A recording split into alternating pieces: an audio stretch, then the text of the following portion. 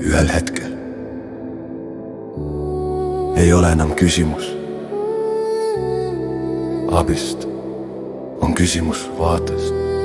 Sest kui me oleme kaua olnud rändurid, otsijad, palverändurid valguse poole, siis me hakkame uskuma, et see, mida meie näeme, on see, mida kõik peaksid nägema, ja siin sünnib peeneksitus.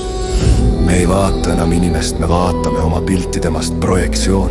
Ei ole valetahtlikult, ta on segu meie hirmudest, meie lootustest, meie varjudest, meie rollidest, ja me nimetame seda armastuseks. Me ütleme, sa ei näe, aga tegelikult ütleb see, sa ei näe nii, nagu mina tahan. Partner vihastab mitte sellepärast, et tõde oleks vale, vaid sellepärast, et ta tunneb, teda ei nähta, teda hinnatakse, teda tõlgendatakse, teda mõõdetakse, ja viha on sageli viimane piir, enne kui identiteet laguneb. Me ütleme, sa oled pime. Aga me ei märka, kuidas meie enda pimedus on riietatud teadlikkuse keelde, sest ka valgus võib pimestada, eriti siis, kui ta ei ole maandatud kehasse. Rollid hakkavad segunema.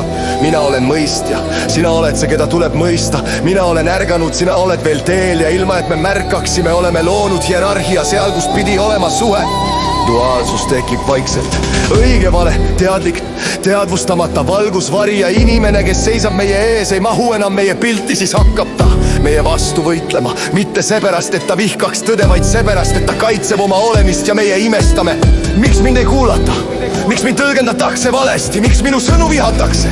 Aga me ei küsi, kas ma kuulan või ma seletan, kas ma näen või ma märatlen, kas ma olen kohal või ma olen rollis, sest vahel me ei näe partnerit mitte tema pimeduse tõttu, vaid sellepärast, et ta seisab täpselt seal, kus ta peabki olema, ja see koht ei kinnita meie teekonda, see ei peegelda meie arengut, see lihtsalt on, ja see on raske taluda, sest see sunnib meid nägema oma varju, meie vajadust olla õiget, meie vajadust olla vajalikud, meie vajadust olla ees. Kui meie tõde tõlgendatakse rünnakuna, siis ei pruugi viga olla toonis, vaid ajastuses, vaid toonuses, vaid rollis, millest me räägime. Holistiliselt on see selge. Kui valgus ei läbi varju, siis ta ei tervenda, ta lõhestab, ja alles siis, kui me lubame mitte olla õpetaja, mitte päästja, mitte peegel, saab inimene meie ees jälle inimeseks. Vaikne sügav lõpp. Nüüd ma küsin endalt, kas ma näen sind või ma näen oma ideed sinust, kas ma räägin sinuga või ma räägin oma teekonnaga. Ja kui ma ei näe, siis ma peatun, sest vahel on suurim selgus see, kui ma tunnistan oma pimedust, siis ei ole enam meie ja nemad. On kaks inimest erinevas tempos, erinevas kohas, võrdse väärtusega.